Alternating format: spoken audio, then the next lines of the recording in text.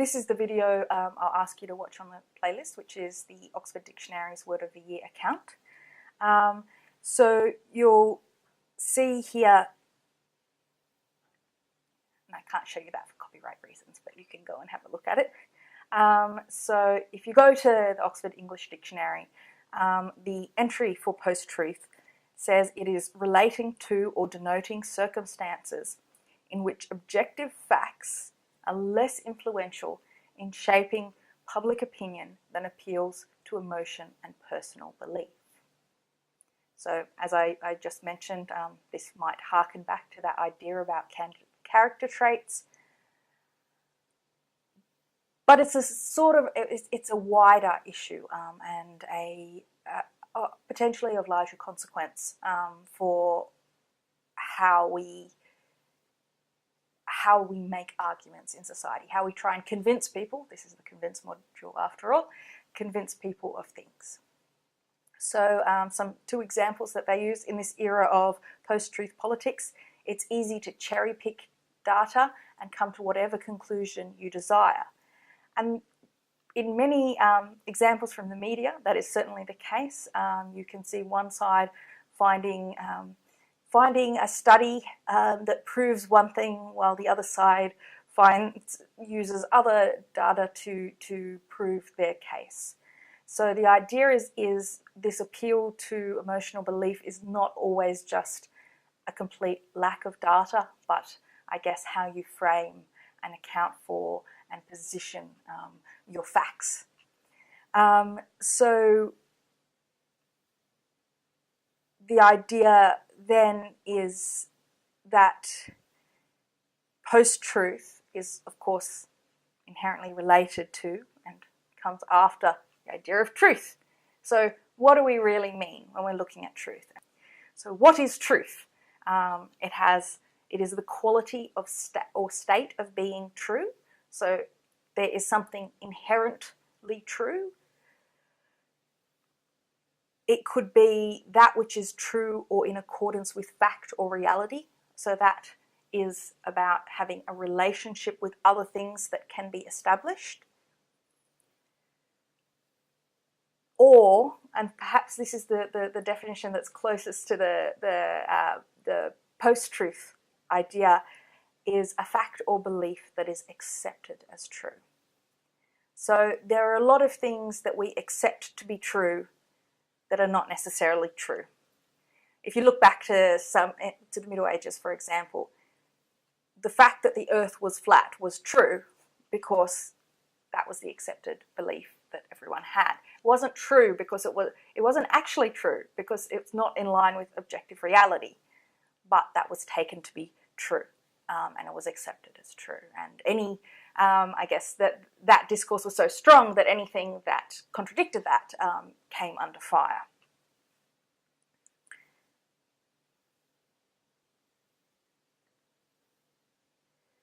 So the first one you remember was the state of being true. So what is true then? True is in accordance with fact or reality. So that relationship again. And also, and I think this aspect is important, that it needs to be accurate or exact. So for something to be true, it shouldn't really just be an approximation of something that's correct. It should be something that's accurate. So you're seeing in accordance with fact or reality. So what are we going to call a fact? Facts are things that are known or proved to be true. Information, and this one's an interesting one here in terms of thinking through the media, that this is such a prominent example. Information used as evidence or as part of a report or news article. So the idea that we prioritize something being true may seem obvious, but within this particular context, we need to think through these things. Refer to a particular situation, and in a legal sense, the truth about events as opposed to interpretation. So it is something that exists or should exist outside personal belief which is based on interpretation, and have that idea of it being something objective.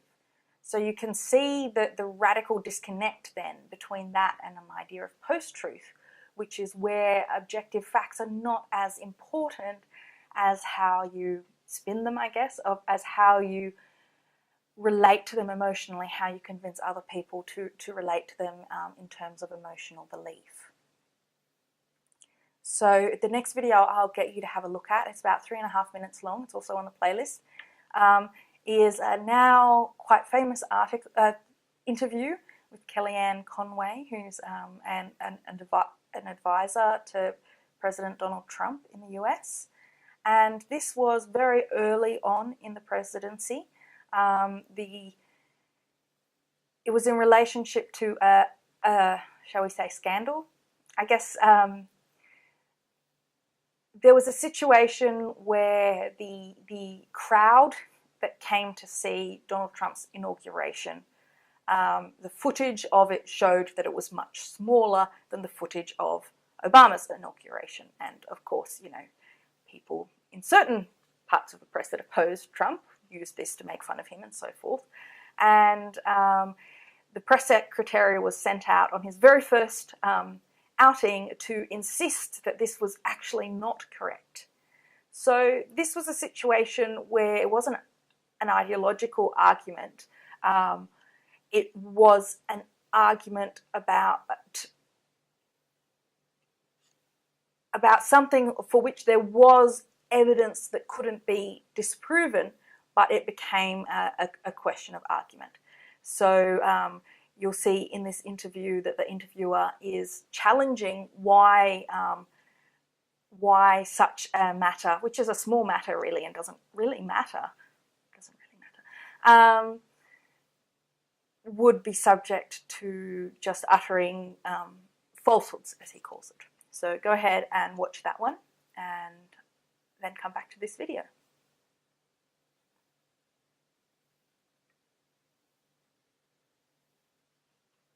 So a little bit before that interview, but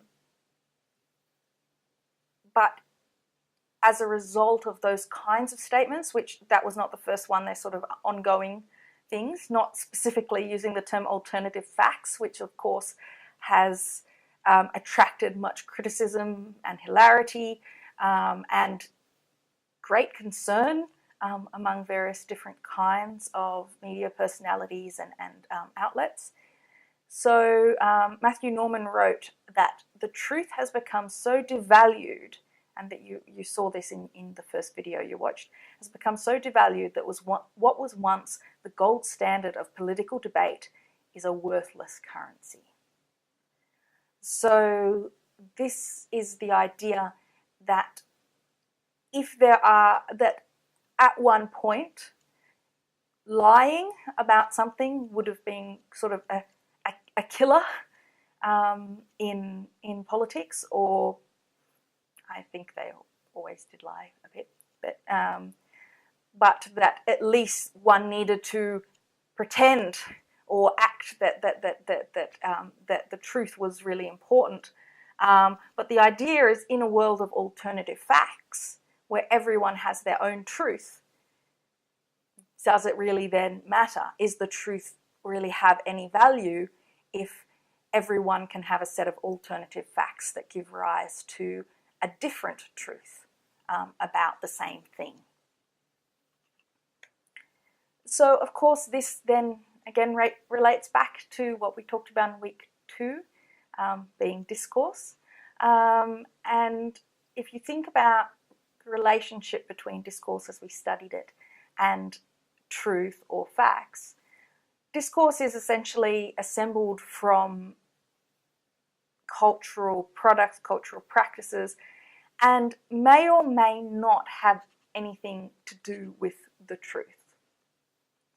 So, say, a particular discourse about women being incapable of doing something it doesn't have to be rooted in facts for it to be a discourse. So, but a discourse can come to be believed as a fact because it can become accepted and everyone agrees that that's what the truth is. So it's a bit of an awkward relationship there. The idea is that part of what leads to this situation of post-truth is partisan consumption of media, whether this is traditional media or social media, and that consuming things that already are going to agree with what we already think is unlikely to give us another view into things, unlikely to make us see things in different or more complex ways, but rather only reinforce our existing beliefs, and also limiting the range of things that we consider to be important. It's not just about what we know, but about what we think is important.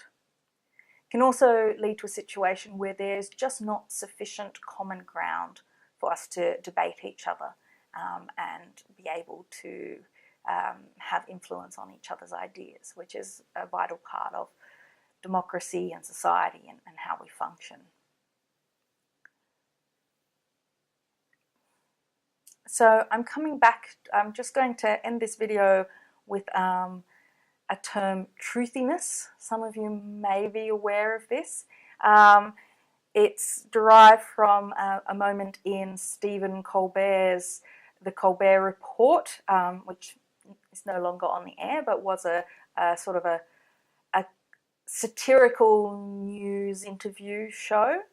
And even though this was 10 years earlier, it is suggesting something very close, I think, to what we mean when we say post-truth, particularly in relationship to that idea of it being along partisan lines. So Colbert's satire in that show was based very much around him sort of mimicking Bill O'Reilly, who was a famous conservative pundit, and using the sorts of expressions and so forth that he did, and the way of speaking. And this speech is very much modelled on that too.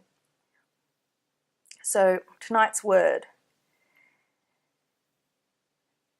He's using this sort of discourse that we saw very much last year as well in their elections, and being elitist, constantly telling us what is or isn't true, or what did or didn't happen. Obviously there's a joke here, but it is speaking to something. Who's Britannica to tell me the Panama Canal was finished in 1914? If I want to say it happened in 1941, that's my right. I don't trust books. They're all fact, no heart. So even if a report does not have all the facts, it might have a certain truthiness about it. It feels like it's true, and that is the nexus of what we're talking about this week. The idea of whether or not something feels true and how we find out what is true and how we can be misled. So please watch the next video. It's focused on fake news in the many different ways that it's interpreted, and I will see you then.